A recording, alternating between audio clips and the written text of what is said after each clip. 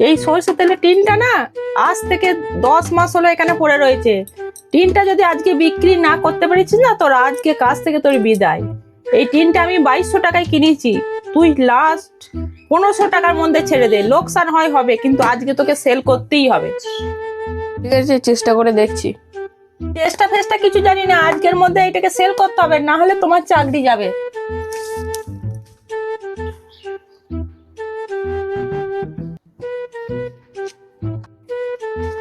এই তেলের টিনটা কত দাম রে? না, তোমার দ্বারাই হবে না। 100 তেল কেনার লোক 1 টিন তেল কিনবে। আরে তুই আমাকে জানিস, তুই এত বড় কথা বলে দিলি। হ্যাঁ, আমি 1 টিন তেল কিনতে পারবো না? বল তুই কত দাম বল, তুই যা দাম বলবি আমি সেই দামই নেবো, এইখানে দাঁড়িয়ে দাঁড়িয়ে নেবো। তোমাকে দেখেই লাগছে তুমি কিনতে পারবে না। এই হাফ প্যান্ট, এই হাফ জামা পরে এসছো, নাও একটা চকলেট নাও, খেতে খেতে চলে যাও বাড়ি।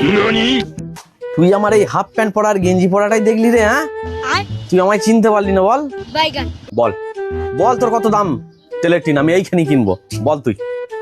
একদম 5000 টাকা। পারবে কিনতে? জানতাম তুমি পারবে না। নাও একটা চকলেট আমি খাওয়াচ্ছি, খেতে খেতে চলে যাও বাড়ি।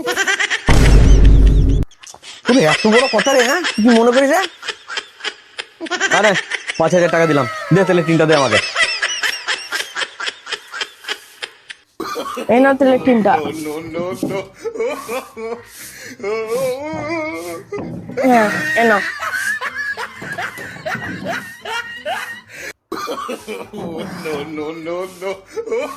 সত্যি তুমি তেলের টিনটা নিয়ে নিলে? তুই কি মনে করছিস আমাকে এলি তেলি লোক মনে করছিস নাকি?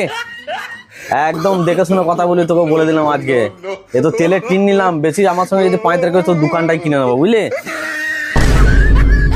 2000 টাকায় মালটাকে 5000 টাকায় বিক্রি করে দিলাম। কোনদিন দম দেখা দেখে নিজেই দম আলুর দম হয়ে যাবে।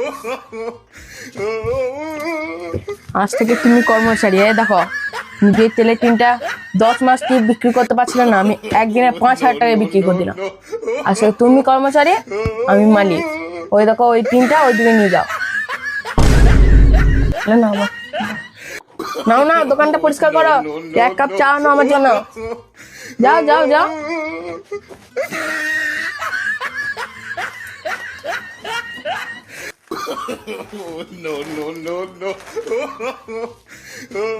একটু ধরো, একটু ধরো, আর চাটা নিয়ে এসো। আচ্ছা না, দুধ চা বাবু। তোর চা খাই, তাকে দুধ চা নিয়ে এসো গা।